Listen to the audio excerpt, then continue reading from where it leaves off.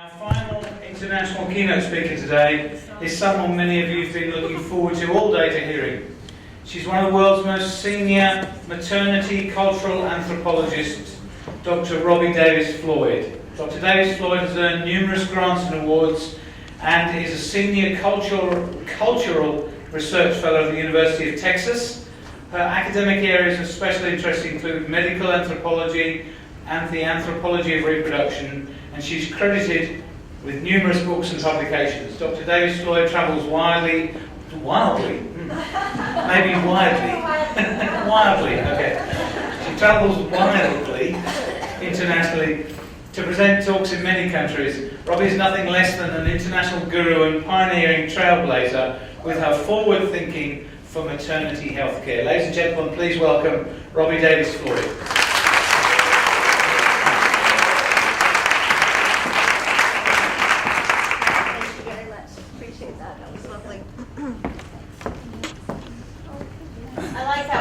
Part. It's definitely wild traveling. Obligation is midwives.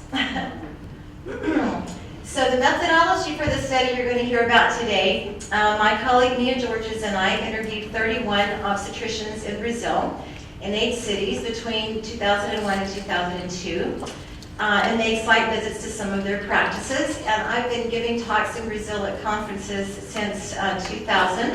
So I've been participating in their social movement for the humanization of birth. So these are our interviewees. I won't read their names. Lizzie already mentioned my 3 paradigms, but I need to mention them again here because all of these guys have read my work, which is really unusual for an anthropologist and a little bit scary when practitioners take you seriously and, think in my terms. They think and live in terms of the paradigms that I identified in this book from Dr. the Healer, The Transformative Journey, that came out in 1998, and then later in an article that I published in the International Journal of Obstetrics and Gynecology that's on my website and freely available, and it's called The Technocratic, Humanistic, and Holistic Paradigms of Birth. And all of my interviewees have read that article and literally talk in those terms. So very briefly, the technocratic model is all about mind-body separation. It defines the body as a machine, sees the patient as an object, the gallbladder in 312, the cesarean section in 214, alienation of caregiver and patient, diagnosis and treatment from the outside in by machine, supervaluation of technology, aggressive intervention with emphasis on short-term results, no long-term thinking about the negative effects of the intervention down the road, authority and responsibility in the doctor and not the patient, hierarchical organization, and standardization of care. This is an hour-and-a-half talk that I give on the 3 paradigms that I'm doing in less than 3 minutes, I hope. The humanistic model, all about mind-body connection, defines the body as an organism, the patient as a person.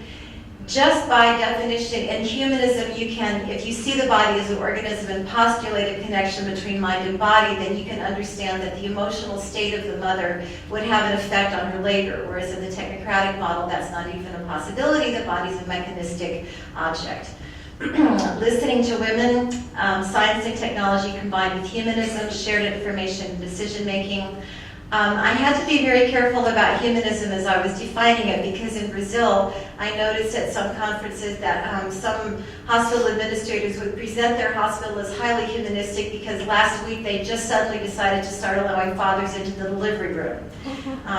So I came up with 2 kinds of humanism: superficial humanism, in which you can put a soft cloth booty on the cold metal stirrup, you can decorate the labor room all beautifully, but your cesarean rate can still be really high.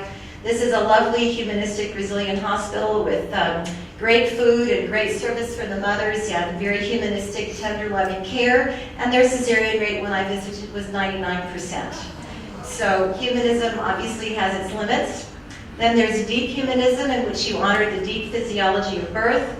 There's a mother upright, embracing the doula while she holds the midwife's hand with her daughter rubbing her back. Women giving birth naked if they please, in the position of their choice, hands and knees, all of that. So big difference between superficial and deep humanism. Then in holism, as Lizzie said, it's a whole nother world out there. Unity of mind, body, and spirit. The spirit is not even discussed in humanism and the technocratic model. And the body is certainly not defined as an energy field, and we think about the holistic approach, but every holistic practitioner I've ever interviewed, when you ask them what the body is, they say it's energy, an energy system in constant interaction with all other energy systems. So it's all about healing the whole person and whole life context, essential oneness of patient and caregiver. They talk about intuitive diagnosis, where you kind of merge your energy fields by maybe doing a chant together with your patient. These are doctors that I interviewed. Intuition and instinct have value in this model where they do not in the others. Science and technology are at the service of the individual. Authority and responsibility are inherent in each individual, and care is individualized and not standardized. Midwives do what I call normalizing uniqueness. They often will treat a woman whose labor is outside of what we might think of as normal parameters as normal, because in her uniqueness, it's normal for her. At this particular point in her life, maybe she's having to push for 4 hours. Well, maybe her sister died last year, and she's having to push through her grief while she's pushing out her baby. So for her, at this moment in her life, a 4-hour pushing stage can be considered normal. Midwives are expert at expanding the parameters of normal. Obstetricians are more expert at expanding the parameters of the pathological. So to prove my point, these were some of my interviewees, all of whom carried armloads of my books when we interviewed them. And so they actually did read them, and they actually do think in terms of them. So it made my study emotional for me. So some of the pioneers of resilient childbirth, Dr. Galbada Araújo, created, I think I won't have time to talk about the pioneers, so I think I'll just say that you might have heard of the movie Birth in the Squatting Position. Did that come to New Zealand? How many of you seen Birth in the Squatting Position, made in the 70s? Yeah, so Moises Pachornik made that movie, and his son Claudio continued his practice. And they learned about the squatting position from living with tribes of indigenous Brazilians in the Amazon, who all gave birth in the squatting position. And Hugo Sabatino was another pioneer of squatting birth. So these guys were practicing in the 70s in total isolation without any support from anyone. They sort of met each other over time and began to train students, which led to eventually the formation of a group called REUNA, the Network for the Humanization of Birth. And in 2000, REUNA put on the first international conference on the humanization of childbirth in the city of Ceará, in the state of Fortaleza. We expected about 600 people, and on the first day, we noticed the auditorium was filling until there was only standing room. All the aisles were full. People were sitting on the stairs. Over 2,000 people showed up on the first day, so we were witnessing the birth of the social movement to humanize birth in Brazil and also all over Latin America, because that conference has spawned many others in the past 15 years. So at that REUNA conference, I gave my keynote speech on Saturday morning on the 3 paradigms, and then I turned around to get down off the stage, and I'm looking at this line of really good-looking guys clutching armlets of my books, and I'm like, whoa, who are you? And they said, we're the good guys. We read your books, and we compete with each other for who can quote you most, and we're the good guys. We're the ones that don't do the cesareans. The bad guys do all the cesareans. We're the good guys. So that was all I saw of them then. It was 2 years later before I was able to come back and actually talk to some of them. But that's why when I finally write an article about this, it's going to be called The Good Guys and Girls. So this is one of the good guys of REUNA who was in that line that day. His name is Ricardo Jones. We've become very good friends since then. I'm going to start you with his story after he made a paradigm shift. He looked at his births before and after, and he just discovered that before he made the paradigm shift in his first 500 or so births, he had a very high episiotomy rate. He had a high forceps rate. He had a high fetal distress rate. And then he began to change his practice, and he read extensively my work and the work of others, and he began on his own in isolation in his town of Porto Alegre in the south of Brazil. When he got out of the military and opened his private practice, he'd been reading a lot, so he started practicing differently under a much more holistic paradigm. but he couldn't get his cesarean rate below 25%. It just stuck at 25%, and he was very, very frustrated. And one day he went to Argentina, to Buenos Aires, to take a course in homeopathy, and he walked into a bookstore, and a book literally fell off the shelf into his hand, and it was Michel Ledon's book, Birth Reborn, and it fell open to page 128. And he stared at that picture, and he saw a midwife at PTVA embracing in a full body embrace with a naked woman.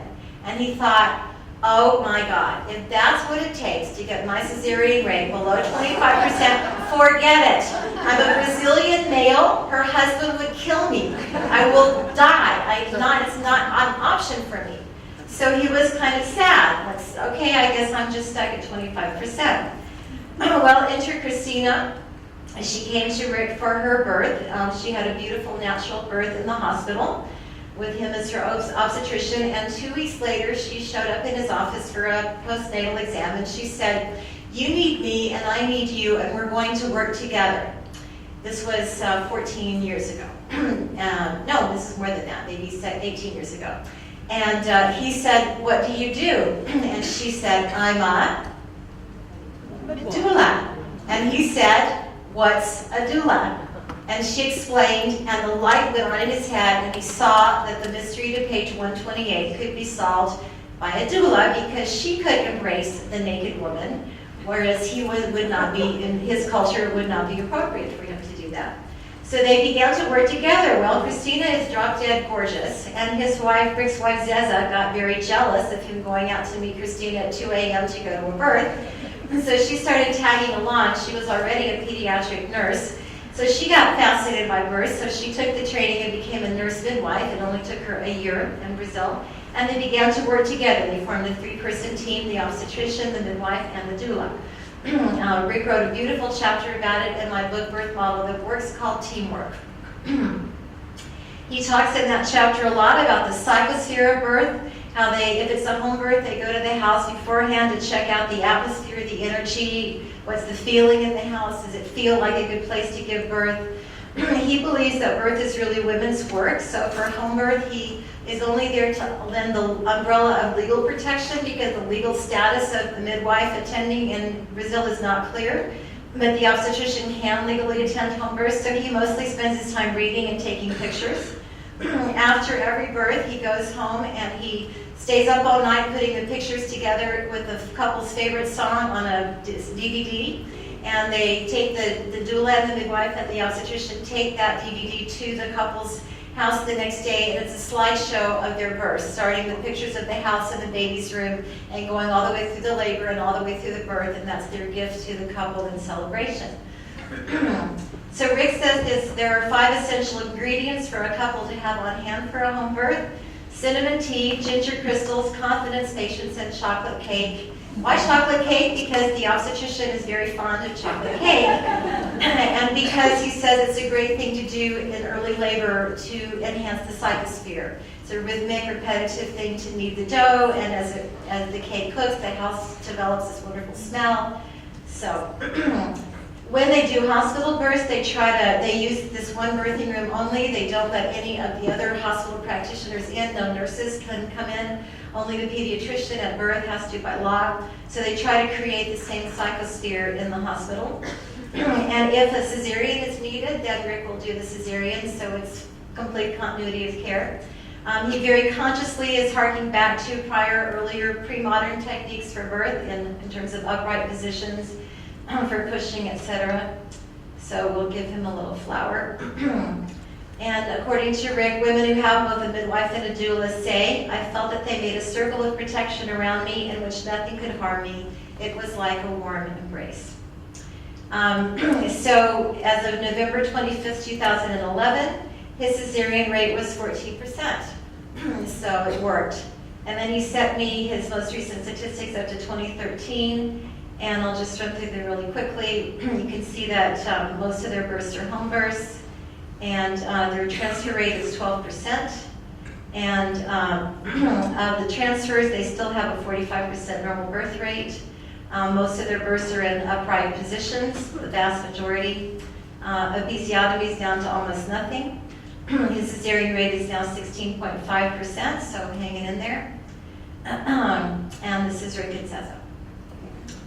So as we analyze the interviews, which we haven't quite finished that process yet, we find that there's usually a pivot point, a moment in which the doctor kind of has an aha experience. For Rick, it was when he was a medical student, a resident, and he was called down by the nurse to the emergency room where a woman, a peasant woman, had walked in from the street. And he walked in the room and she was squatting in the corner and pushing. And he yelled at her to get up and get on the table. "You stupid woman, what are you doing squatting, getting in the corner? Get up, get on the table." And he said, "She looked right through me as if I were made of glass." And she proceeded to just give birth. He didn't even have time to put a glove on. He had to catch the baby. He was like, "Ew, gross." Passes it off to the nurse. First time he'd ever touched a baby without gloves. Of course, it went immediately to the NICU because it was contaminated, because it was born on the floor, not on the bed. And then the woman delivered the placenta, and he yelled at her for making a mess on the floor. You know, and later and he felt weird about that birth all day. It just stayed in his head. Later that afternoon, the nurse said, "Oh, doctor, what a good thing you were here. What would have happened if you hadn't been there for that woman's birth?" And it hit him like a ton of bricks. It would have been a perfect birth if I hadn't screwed it up. He realized he did everything possible to make her miserable, and it was only her own stoicism and refusal to let him in to her psyche that empowered her to completely ignore him. And then he went, "Oh my God, what am I doing?" And that's when he began to look elsewhere for ideas about birth to read. That was his pivot point. For another doctor we interviewed, the pivot point was, again, a peasant woman who came into his hospital and locked herself in the bathroom. When she realized what they were trying to do to her, she locked herself in the bathroom and would not let anyone in. And he had to climb up on a ladder and look through this way high window, right? And then he finally squeezed through the window and got down there to catch her baby, but she wouldn't let anyone else in. She wouldn't let him touch her. She did let him catch the baby. And that birth was perfect, and that completely flipped his paradigm. So the pivot point can be dramatic or it can be subtle. For one of my interviewees, Roxana, the pivot point was simply reading a study about episiotomy that very clearly showed that episiotomies do more harm than good. So she stopped doing episiotomies and immediately discovered that her professors in medical school and all the other residents were all over her, yelling at her, screaming at her, "You've got to cut, you've got to cut, what are you doing? You can't not do this." And she said, I looked at them and I tried to get them to read the study and they wouldn't even look at it. And she said, and I suddenly understood that everything we were doing was irrational and that no one wanted to deal with that. No one would even look at the evidence. And that was her pivot point. So then they began, once they start doing things differently, they start getting requests from women for normal births. They find fulfillment or frustration in their own birth experiences and those of their spouses.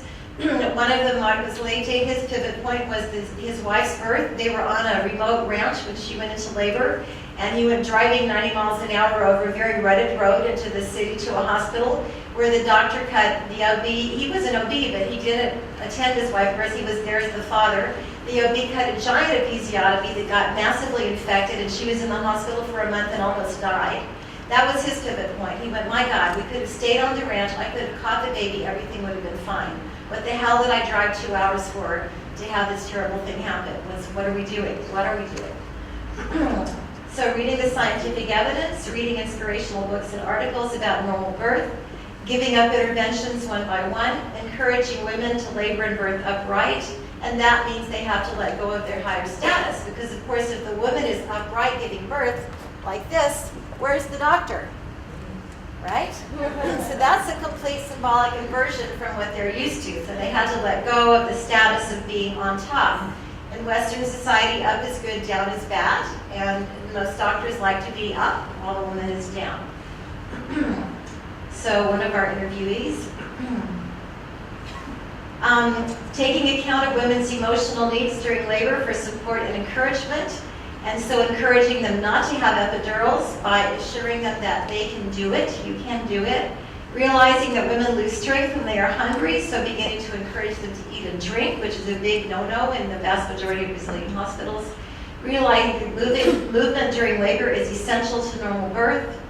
then taking flack from colleagues and realizing that the colleagues are wrong, finding personal courage via the scientific evidence in favor of normal physiologic birth, via like-minded colleagues and patients, experiencing the power, energy, and joy of normal birth, and noting how women are empowered, and noting better results in their practices, fewer interventions, meaning less iatrogenic damage and happier mothers and healthier babies, and finding their comfort zone, which might be home birth, birth center, or hospital, or all of the above.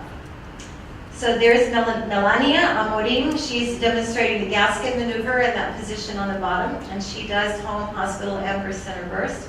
She's also a researcher and an epidemiologist and publishes a lot of evidence. Often holistic obstetricians are scientists as well, because they understand the evidence and what it's telling them.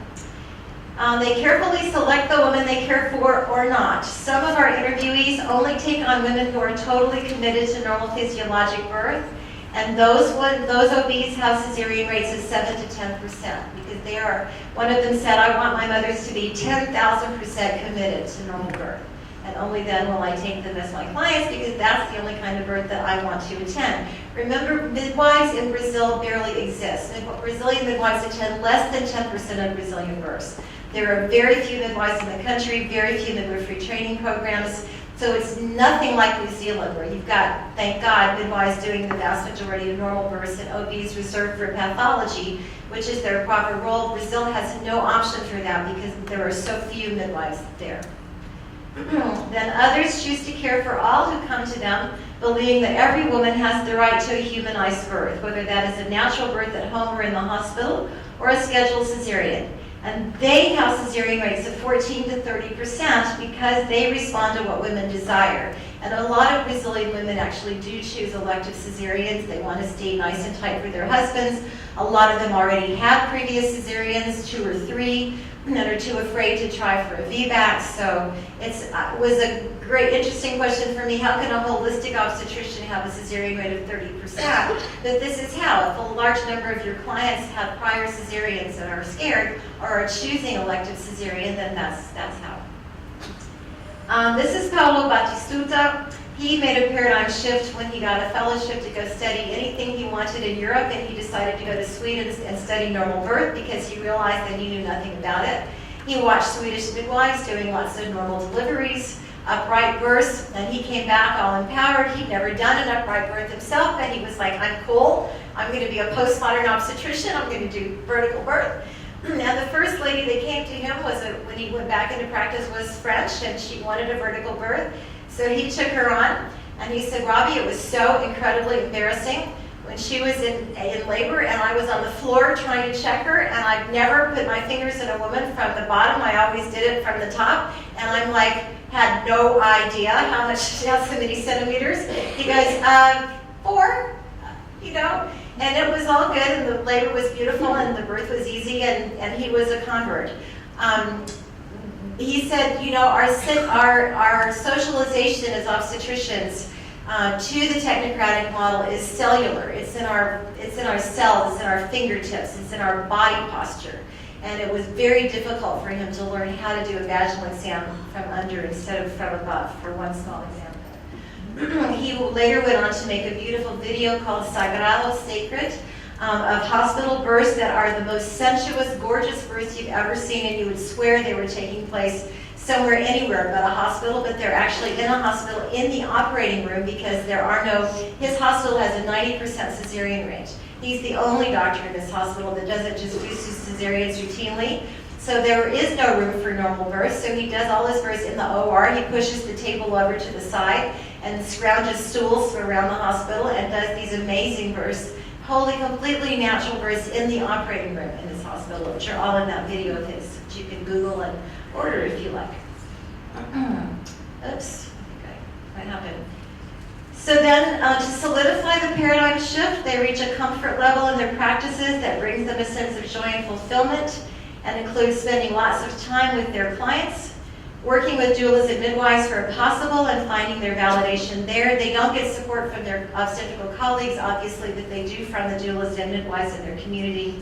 Consistently achieving excellent birth outcomes and trust in evidence-based care, coupled with intuition and a deep knowledge of their clients' needs and desires because they spent time with them. They threw out a 5-minute obstetrical visit and they spend an hour or more per visit with every client.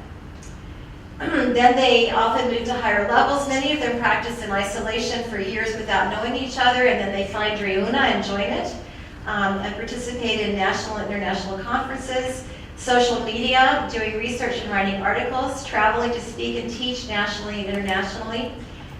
They get involved in the Brazilian healthcare system, joining the Ministry of Health in their state or at the national level to bring about change, and providing support for bringing more midwives, doulas, and birth centers to Brazil. So here's Carla Polido, one of our interviewees. She said, after concluding my master's degree, I began to teach at the new medical school. I found out about humanization. It hit me like a bomb. I couldn't think of anything else. Because that's the word that's used in Brazil, all over Latin America, the movimiento para la humanización del parto y nacimiento. The movement for the humanization of birth is the term that they use. This friend of mine was the first step. She was an obstetric nurse, and now she's a nurse midwife, and I attend home births for her. So for Carla, the pivot point was her friend who did natural births. She said, I saw swabbing births with Dr. Hugo, one of those pioneers I showed you, but it didn't influence me. The other professor said he was a lunatic. That's for savages. At the time, I also thought that those women were too demanding. Today, I want women to have demands, but at the time, I was Dr. House. I was the boss. We didn't value the women, and we thought that we were the stars of the show, not her. From there was a whole process, one birth after another. The toughest thing for me to stop doing was the episiotomy. I had this fear of the perineum blowing up. We asked, what were the first things you started to change? And she said, the epidural. I didn't want to attend women under drugs anymore because the babies didn't cry, their muscle tones were bad, they were floppy. Then induction and the due date, oh, it's magic, 40 weeks. No, we can wait to 42 weeks. The ultrasound for estimating baby's weight, that's a big fat lie that we tell women. Oh, your baby's too big to come vaginally. Remember this, the national cesarean rate in Brazil is 55%. In public hospitals, it is 20 to 45%, and in private hospitals, it's 80 to 90%. So these guys are operating in a context of cesarean as normative and normal and normalizing, and they're choosing to do something differently. The vaginal exam, sweeping the membranes, that was terrible. I did that on a woman once without telling her, and she was very angry at me. And I thought, why did I do that? So I looked at my books, and I didn't find anything that justified this kind of maneuver. So I did that because I was taught to do that, and it was very discomforting for the woman. Then position. I demanded that the hospital buy a birthing stool because I wouldn't attend the birth on the gynecological table anymore. 300 reais was all it cost. It's about $30. Today, my cesarean rate is 20%, but at the beginning, it was about 60% 3 years ago. My goal is 10%. When it's a home birth, the nurse midwife and I go together to the home, so we are there 8 to 10 hours with the mother. When it's a hospital birth, I'm with her around 3 to 4 hours. Question, how did you get from the hospital to home? Answer, it was very easy. When you begin to understand that the woman is the boss of her birth, she can give birth wherever she wants, it's her choice. 2 years ago, we started a discussion group between pregnant women and women who already gave birth, and we showed videos. Birthday, business of being born, orgasmic birth, and the women began to demand that from the doctors they were going to. I want a birthing stool, etc. And the doctors would say, oh no, that's only Dr. Carla who does that. She's the crazy one. And then later the doctors would say, I can't tell that to my patients anymore, I'm losing them all. Today we have 20 couples every time in our group, twice a month. I would like to say that I'm a midwife, but I can't say that because I have this little monster in my head saying, oh, shouldn't I do an episiotomy? I'm an obstetrician, I'm a teacher. This is Marcos Leite, another one of the good guys. He he worked in Rio for many years as one of the obstetricians to the movie stars, doing lots of cesareans, but also some normal births in Rio. But then he moved to a much smaller town because his kids were getting mugged on the way to school and he was afraid they were going to get killed. And so he moved to a little town called Florianopolis, very pretty, new agey kind of place, and went to work at a poor public hospital there. And he and the other doctors got together, looked at the evidence, and decided that obstetricians should actually be reserved for pathology, and that midwives should be doing normal births, as it is here in New Zealand, which is just so cool. Lizzie and I are just like so happy to be here, because this is not the norm for much of the world, certainly not in the US, where midwives attend less than 10% of the births, just like in Brazil. Anyway, in this particular hospital, the OBs offered to the nurses the option of being sent away to be paid to go become midwives, obstetric midwives, and so they did. And when they came back, the doctors began to turn all the normal births over to the midwives, and the midwives began to do the normal births. And so in that hospital, they have an absence of flat tables. They have a lot of technologies for upright birth. They are these are chairs designed by the pioneers of Brazilian birth. Marcos loves to talk about the symbolic inversion of having the practitioner down and the mother up in the position of power. And for them, the birth chair serves as an instrument of convincing. They began in their hospitals leaving the birth chairs all in upright positions all the time, so that when a woman came in labor, she would just kind of clamber on and just be in an upright position. They discovered that if you don't lay it down, then women don't expect to lie down, and they'll just get up, be upright and do the pushing thing upright. So that became one of their instruments of convincing, as they said. This is Marcos at a traditional midwifery conference that we both attended. I put this in here to remind me to tell you, he wanted to learn how to do external cephalic version. He was trying in the hospital and not having any success, so he went to a traditional midwifery conference in Bolivia and learned from Bolivian midwives how to do external cephalic version, which had to do with having the mother and the midwife drink half a beer each, and then a full body massage that the midwife gives the mother to get to know her body really well. And then you turn the mother over and you do the version, talking to the baby and asking it, as one of the presidents in the last session said, asking the baby, asking it to turn. And so he learned that technique from the traditional midwives of Bolivia and went back to his hospital and discovered that it doesn't work in the hospital because, number one, you can't bring in beer and you can't do a full body massage. He swore to me for years that he would never, ever do home births. Well, he discovered that if he wanted to have any success with versions, he had to do them at home. So he started doing them at home and having lots of success, and then guess what? He eventually gave in, and now he does lots and lots of home births. So, just to show you the lateral distribution of authoritative knowledge. Marcos is now in private practice in Florianopolis with his son Pablo, who recently graduated. The two of them see all clients together so that if one leaves, the other can attend. They do both home and hospital births, and they back up the few midwives that are practicing in Florianopolis. Here's Hospital Sofia Feldman, which is world-renowned for being an amazing community hospital in Brazil with a very holistic ideology and attitude. It's also kind of socialist and communist in its orientation. João Batista is the clinical director there. He says, we early students at Sofia Feldman were looking for some real experience outside of medical school, and we realized that here at this hospital something was beginning because the people of the community were building the hospital with their own resources. A member of the St. Vincent de Paul Society was leading the movement to construct the hospital. It was truly a community movement. So there's the community that it serves. It's a poor urban community of Brazil. There's Dr. Ivo, who was the original clinical director, and now João is. Dr. Ivo was already working here when I arrived as one of the students doing primary care. And when a woman came to give birth, we had to assist her without knowing anything. But it was only a few births a week. So I decided to be an OB, and when I graduated, I did my residency at the Federal University Hospital, a very conservative OBGYN department like everyone in the world. But we had some ideas about natural birth because we studied here at Sofia Feldman separately from the school.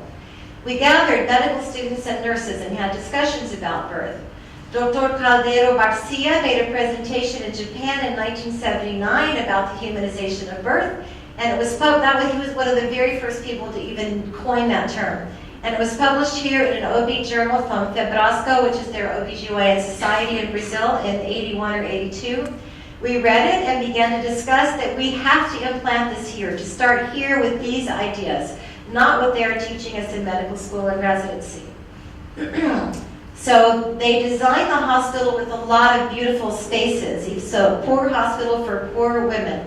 But a lot of middle-class women go to give birth there too. It's so lovely. It's so nicely done. Fountains everywhere, parks and walkways. It's all kind of spread out. There are classes, rooms for prenatal yoga and childbirth education classes. They offer a whole range of alternative therapies at the hospital. They even have a beauty salon and a manicure salon for the mothers. Like I said, it's a poor public hospital, so this is where you labor. Only most women are up during labor walking all around in the parks with the fountains, and they're not in their little beds, but this is the space that you have if you're there. That's your little cubicle. We asked whose writings influenced you the most. He said, Robbie's book, Birth as an American Rite of Passage, and her article on the 3 paradigms, and her talks. Ugo Sabachino's book, Caldeiro Garcia, Galvão de Araújo, Michel Ledant, Marston Wagner, Marshall Klaus, Penny Simkin, Janet Velasquez. He said, I don't consider myself a holistic OB, but Andrea, one of our nurse midwives, she is holistic. She believes in energy, in everything that's supernatural. Sometimes I believe, sometimes I don't. I'm in the middle. She is a spiritualist. I don't consider myself one, but my wife says I am.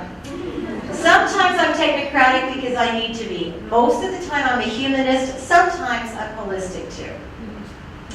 So there's Joao. He has on his cell phone every statistic from every birth ever conducted at Sophia Feldman. All the stats right there. We have more than 50 nurse midwives here at Sophia Feldman and 20 OBs. See, they have a ratio that's pretty good. 50 to 20 is amazing for Brazil. 14 doulas. They are for the women who bring no companion. Doulas are the link between the woman and the health personnel.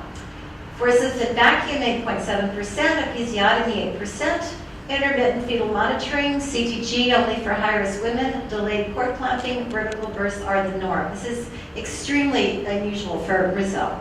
Here's some of their technologies for upright birth. That's Andrea, one of their tubs. Our cesarean rate is 24%, the lowest rate in Minas Gerais, the state that they're in, and one of the lowest in Brazil. But last year it was only 20%. It went up 4% in 1 year. That year there was a huge increase in high-risk women sent to us from all over the state. They are a tertiary level facility. So when women are sent to them at high risk from other places, especially remote rural areas, they live there. There's a whole little house that the women live in. And these beds and these rooms, and they stay there until they give birth, and then they stay there with their babies after they give birth. And of course, there's no nursery, there's no separation of mother and baby, so the mothers are always with the babies, and kangaroo care is the norm. It's quite wonderful. Women have a kitchen where they can cook, or there's a cafeteria where their meals are served, and like the hairstyling salon, laundry facilities. It's a home away from home. More than 50% of the babies here are from other cities. Maybe we are doing the best we can. Hypertension, preterm labor, premature rupture of membranes are the most common. Hypertension is the really big one, a lot of preeclampsia. If they come to us early, we can stop it, but most are sent late. We are a high-risk hospital with the 42-bed NICU, the biggest one in the state, including malformations, etc. So our perinatal mortality rate is 14.4 per thousand. 10% of our babies are preterm. Then I asked him, are you afraid of birth? And he said, no, I'm afraid of not doing all I can for women, which I have not yet been able to read without crying. I love these guys. Okay. So this is to show you a lot of middle-class women come to give birth there, even though it's supposedly for poor women. It's a free public hospital, but it's so wonderful. The care is so wonderful that even wealthy women will come. We asked him, where does your passion come from? And he said, from my heart. I believe in justice and rights, and women in Brazil have neither, and their rights are the most violated during birth, even the rich ones. It's ironic that the rich women have the worst treatment, and they believe they are having the best. I want every OB professor to teach this to his residents. The woman is the center of care. I know that you guys know that, but hardly any obstetricians in Brazil know that. So it is remarkable to find maybe 100 of them that actually do know that. And here is the woman at Sophia Feldman being the center of care. So They're an IMBCI pilot site. They're implementing the 10 steps of the International Mother-Baby Childbirth Initiative. So when we asked the good guys, what do you think about the bad guys? They said, there are two groups of techno-OBs, bad guys. Those in the first smaller group truly believe that cesarean section is best. Their wives get cesarean sections, and they can't change because they honestly believe that cesarean is the safest way to give birth. Then, those in the second larger group know that vaginal birth is better, but do cesareans anyway because they can't be bothered. They are unethical and immoral, but they could change. They would do vaginal birth if you paid them more to do it, right? They only do cesareans because it's easier, it's faster. They get paid the same by the Brazilian government for a cesarean or a vaginal birth, but the cesarean, they're in and out in 20 minutes. The vaginal birth, they might be there for 24 hours. And doing a cesarean, they can go back to their private clinic and see their private patients where they're making a lot of money. So cesareans are obviously much more lucrative for them. This is Braulio. That was a quote from Braulio Zorzella. He's the youngest of the holistic OBs that we interviewed. He had recently graduated from residency and gone into practice, his own practice. And he's the only one that didn't read Marson Rafter and Sheila Kissinger and Marshall Klaus and me and Elizabeth and everybody else. He didn't read anything. Do you know where he got all his information? All of the good guys are on Facebook, right? And all he has to do to find out anything he wants to know is go on Facebook, and he can go type, I'm attending a birth, shoulder dystocia, stuck at 9 centimeters, what do I do? And immediately, like 15 of the good guys are also online at the moment will answer him and tell him what to do. So he hasn't read anything. It's a whole new, a new world. So then, this is Bernadette, and about the bad guys, she says, they are very materialistic. They like to acquire things, more and more things. Houses, boats, cars, clothes, trips, the trophy wife. They are always looking for something, and they never find it. So Bernadette is fascinating. After she graduated from residency, she moved to Coração de Jesus in Minas Gerais for 1 year. She was the only OB in the only maternity hospital there. There were 3 parteiras tradicionales, traditional midwives, who were working in that hospital as auxiliary nurses. The 2 most important things the traditional midwives taught Bernadette were, number 1, respect for the woman, and number 2, respect for the physiology of birth. She watched them treating women with kindness, attending women without interfering, and saw them using movement, upright positions, squatting, no episiotomy. She slowly started to practice more and more like they did. The first intervention she gave up was Cristeller. Do you know what that is? That's bundle pressure. And that's common all over Latin America. I mean, you get the nurses or the OBs just leaning on the woman's fundus and pushing down with like all of their strength. Is horrible. Then force pushing meaning push, then episiotomy, then the rest of it all at once. She currently works at the only hospital in San Sebastian, which has a cesarean section rate of 70%, but her personal rate is 10%. The other 9 OBs there think she was crazy and talk about her behind her back, but they are nice to her and respect her. They are aware that her perinatal mortality rate is much, much lower than theirs. In 10 years there, she has had 2 perinatal deaths, one from fetal suffering and the other from malformation. They have had many more, and they are finally starting to pay attention to the way she practices. She said the women of San Sebastian all wanted cesareans until recently because that's what the doctors always told them was best. But they are changing now because of the larger social movement and the media attention it receives, and because of her practice. The women who give birth with her are usually thrilled with their birth experiences and post them widely on Facebook with pictures. So they are changing the conversation in that city around birth. In 2008, she did this all by herself with absolutely no support from anyone for all these years. And then in 2008, she found Reuna on the internet and joined it and started going to their conferences. She is absolutely delighted to finally be part of a group. She was alone for so long. We asked her, are you afraid of birth? And she said, yes, but I am a woman of courage. So, characteristics of holistic OBs. Trust in women in birth, passion. They're all passionate about birth.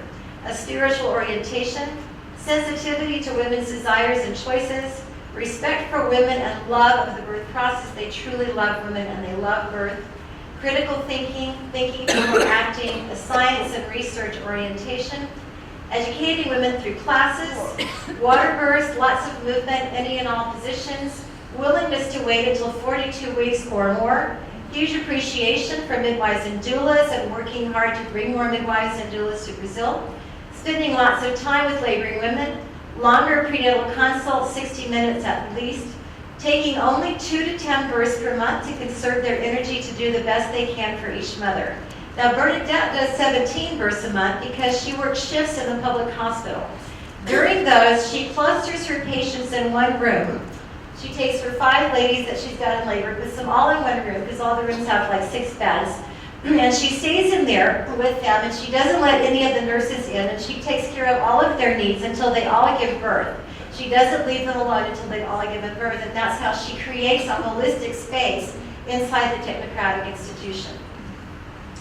Happiness and fulfillment in their personal practices, political involvement and participation in the social movement for the humanization of birth because of their desire to make birth better, not just for their own patients, but for all women. So these are holistic obstetricians, not just from Brazil. That's Spatone from Venezuela, Marcos Leite from Brazil, Rick Jones from Brazil, and Jose Luis from Mexico. You can find holistic OBs in most countries, a very few. There are 1 or 2 in Egypt. I recently was invited to speak in Egypt at the very first ever natural childbirth conference that was held in Egypt, and that was organized by a doula and a holistic obstetrician in Egypt. Her name was Dr. Hannah. Our research is ongoing, and we thank you very much for listening. Please visit me at my website where all of my articles are freely available.